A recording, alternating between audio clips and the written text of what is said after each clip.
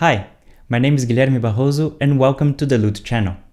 In our first episode we'll talk about the El Maestro, written by Luys Milan and published in Valencia in 1536.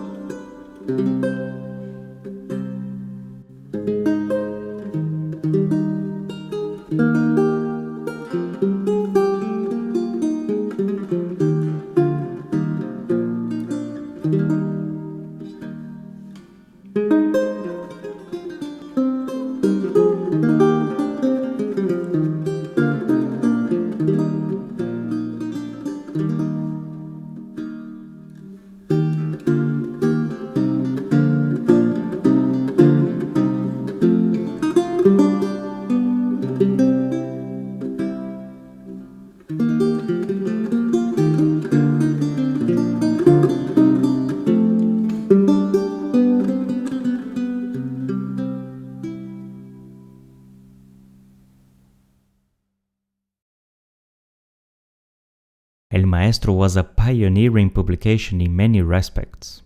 It was the first vihuela music book to be printed in Spain, and the first printed Spanish collection of solo instrumental music and accompanied songs.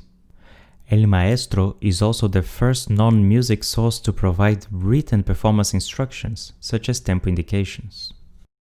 Because there is so much to say about this source, and our goal here is to look at it in depth, in our first episode we'll focus only about the introduction of the book. But first, let's see who was Luys Milan. Milan was a man of many talents and a remarkable personality of the Spanish Renaissance. He was a vihuelist, singer, composer, writer, and poet. One might even say that he was a very good representation of a refined Renaissance gentleman. Unfortunately, many facts about his life are uncertain due to lack of information or confusing documents that contradict each other. Some hypotheses even suggest that there was another different Luys Milan in Valencia at the same time. According to one of the hypotheses about his biography, Milan was born in Valencia to a noble family in the beginning of the 1500s. He was employed at the court of Johanna de Foix, wife of the Duke of Calabria, Fernando de Aragon, where he worked until at least 1538. At some point before 1542, he took minor orders and became rector at a parish church close to Valencia. He probably spent most of his lifetime in Valencia, although some documents suggest that he may have traveled to Italy and Portugal. Luys Milan probably died around 1560, after leaving Valencia to try to escape from an outbreak of the plague. Milan published 3 books. His first 2 publications, El Juego de Mandar, a book about court games, and the El Maestro, were published practically at the same time during his residence in the court of Johanna de Foix. His last book, El Cortesano, as the name already suggests, is clearly inspired in Baldassare Castiglioni's book Il Cortegiano, published in Venice in 1528. El Cortesano offers a valuable insight into life at the Valencian court, where the concept of sprezzatura is present throughout the book. Sprezzatura, as defined by Castiglioni, is a way to conceal art and make whatever one does or says appear to be without effort. It is a virtue contrary to affectation, which is the true source of grace. El Cortesano contains descriptions of situations in which Milan would sing while accompanying himself with the vihuela, always in a kind of an effortless, improvised manner. Maybe in a style similar to the songs published in El Maestro, which seem themselves to some extent to come from an improvisational practice. We'll discuss more about the songs in the next episode. A very interesting fact about El Cortesano is that Milan never seems to have his own vihuela with him. In every situation in which he's about to play, someone always lends him an instrument. At court, where outward appearance was very important, this casual attitude towards playing was crucial to give the impression that he was not trying to show off his abilities, and that everything he played came very naturally. That was easy. Just what sprezzatura is all about. Although Caccini is considered to be the first one to introduce the concept of sprezzatura in music, we can see already this same concept in Milan's work some decades before. Now at last, let's delve into El Maestro. On the first folio of the book it is written, Vihuela music book entitled El Maestro, which follows the same style and order that a teacher would follow with a beginner, showing him in an orderly manner from the very beginning everything that he might ignore when trying to understand the current work, written by Don Luys Milan, addressed to the Most High, Most Powerful, Most Undefeated Prince John, by the grace of God, King of Portugal and of the Islands, year 1535, with royal privilege. From the title we can gather some important information. Luys Milan intended his book to be a didactical material, ordering the pieces in the same way that a teacher would do with a student. Hence the name El Maestro, which means the master or the teacher. In spite of the year 1535 in the front cover, we can see in the colophon that the book was in fact only published in 1536. One very interesting fact is that, for some reason, the book is dedicated to King John III of Portugal. The fact that Luys Milan dedicated his book to the Portuguese king gives strength to the hypothesis that he had been, in fact, to Portugal at some time, and that, according to some documents, King John III liked his music so much that he named Milan a gentleman, even granting him a pension. On the back of the first folio we find a whole page dedicated to the Portuguese king, with the inscription Invictissimus Rex Lusitanorum, the most undefeated Lusitanian king, with the Portuguese coat of arms underneath. In the prologue, Milan addresses King John III again, with many compliments both to him and to his country. Well, if Milan didn't have a pension at the time, he wanted to make sure to get one. Also in the prologue, Milan writes that he never had any other teacher than music itself. Does this mean that he was a self-taught musician? It could be, but Milan may be referring here to the vihuela specifically, because if our hypothesis about his biography is correct, it is very likely that he'd had music lessons in his studies in the church. Milan goes on to say that following his inclination to music, he wrote a book with many pieces that were composed on the vihuela and then written down. We can deduce from this sentence that Milan's compositional process was first to compose on the instrument and then write the piece down on paper, which corroborates the idea of the improvisational practice described already in El Cortesano. Moving on, Milan restates that the book is intended for the beginner who has never played the vihuela. Bearing this in mind, it is very important that, first, you must learn canto de órgano, until you understand by singing how to perform the compass and mesura. By canto de órgano, Milan means mensural music as opposed to canto llano, plainchant. In Renaissance in Spain, musical education would basically fall into 4 steps: to learn canto llano, plainchant, canto de órgano, mensural music, contrapunto, improvised or oral polyphony, and compostura, written composition. So, the first step to play vihuela, according to Milan himself, is to close his book and go learn mensural music. Now that you can sing from a part book without difficulty, let's move on. Milan writes that it is essential that you learn to tune your vihuela well, and for a vihuela to be well tuned, you should do 3 things. First, you must ensure its true tuning. Milan says that if you have a big vihuela, you should have thicker strings, and if you have a smaller vihuela, you should have thinner strings, which makes sense. Then he writes a very important piece of advice, which is, tune the first course as high as you can, and then tune the other courses accordingly, because in this way your instrument will sound the best. This sentence is very important. Here we can see how absolute pitch is completely irrelevant at that time. If your first course is tuned as high as possible, your instrument will project the most, and that's it. Having said that, the second advice on tuning is how to identify if the string is good or bad. In a time when strings were made of cut and the quality of production very unreliable, this advice is very useful.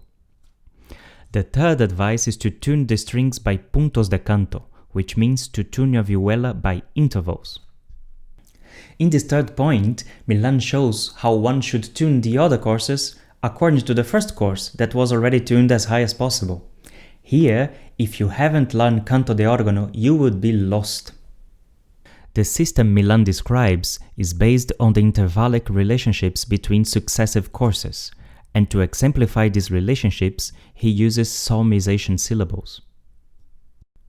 So, after you have tuned the first course as high as possible, you should tune the second course 4 points below. In other words, you will have La Mi between the first and second courses. Then, you continue with the same process along the rest of the courses. La Mi between the second and third, Mi Ut between the third and fourth, Sol Re between the fourth and fifth, and Sol Re between the fifth and sixth. In this particular print of El Maestro, we can see added in handwriting on the side the resulting notes for each course as you would call them in the 16th century. A letter, called clave in Spanish, coupled with one or more solmization syllables, although some of these combinations here are rather strange, but that is a topic for another video. What is important for us now are the capital letters A, E, B, G, D, and A, which suggests that whoever was responsible for the handwriting conceived his vihuela as tuned in A.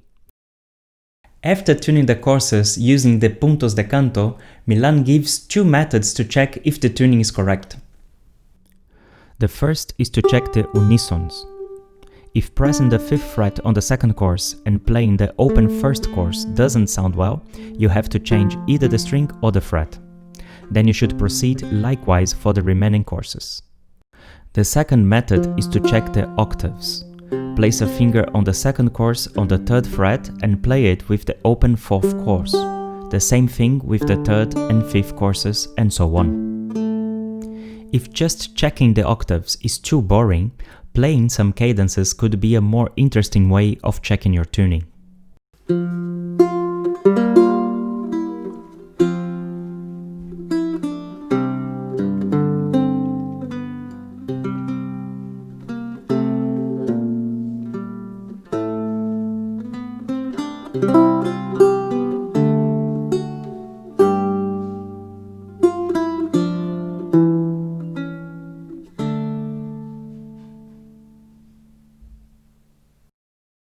Now we come to the instructions on how to read tablature.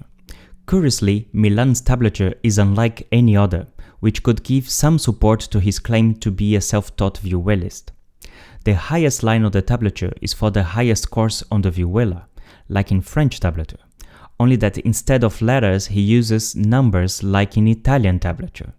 So, Milan's tablature is a mixture of Italian and French tablatures. It is a bit confusing at first, but one gets used to it very quickly. Next, Milan writes about the compás, mesura, and aire, because the numbers on the tablature by themselves are not enough for one to know how to play them. Milan defines the compás as the upward and downward movement of the hand or the foot in a regular pulse. So compás is the tactus. Then he writes that we need to learn how many numbers go inside each compás, and for that we need to learn the aire and mesura. In this example, Milan shows that the vertical lines in the tablature divide the compás, and that the notes on top of the canto will determine the rhythmic value of the numbers. So, although Milan clearly explains what compás means, he does not do the same for the terms aire and mesura. Are they just rhythmic differentiations of the notes? Do they mean exactly the same thing, or is mesura one thing and aire another thing? If we look into the Tesoro de la Lengua Castellana o Española by Sebastián de Covarrubias Orozco, published in 1611, and the Diccionario de Autoridades, published between 1726 and 1738 by the Real Academia Española, both sources have very similar definitions of the term mesura. Mesura is defined as gravity, seriousness, and composure of countenance and body, which is actually similar to the definition of another concept that we saw earlier in this episode, sprezzatura. The term aire is defined with more details in the Diccionario de Autoridades and has two distinctions related to music. First, as aire de música, which is the same as compás. It is what is pleasant and delightful in a composition due to the agility or refinement of musical harmony. The second definition is cantar o tañer con aire, which is to sing or play an instrument with skill, refinement, and agility, and therefore it is said of those who perform well and in an orderly fashion that they have buen aire when they play or sing. Although aire can have the same meaning as compás, it is not only that. It can also be connected to the character and the characteristics of a piece. So, by aire en mesura, maybe Milan is not referring only to the purely rhythmical divisions of the notes inside a compás, but how the notes should be divided and performed according to the aire en mesura that a piece requires. Moving on, Milan writes about two different types of proportion. The first is 3 whole notes in one compás, and the second is 3 half notes in one compás. Although they are clearly different and produce different results, Milan does not explain exactly what is the difference between them. Throughout the book, Milan never uses any indication of tactus in his examples or pieces, except when there is a change of proportion in the middle.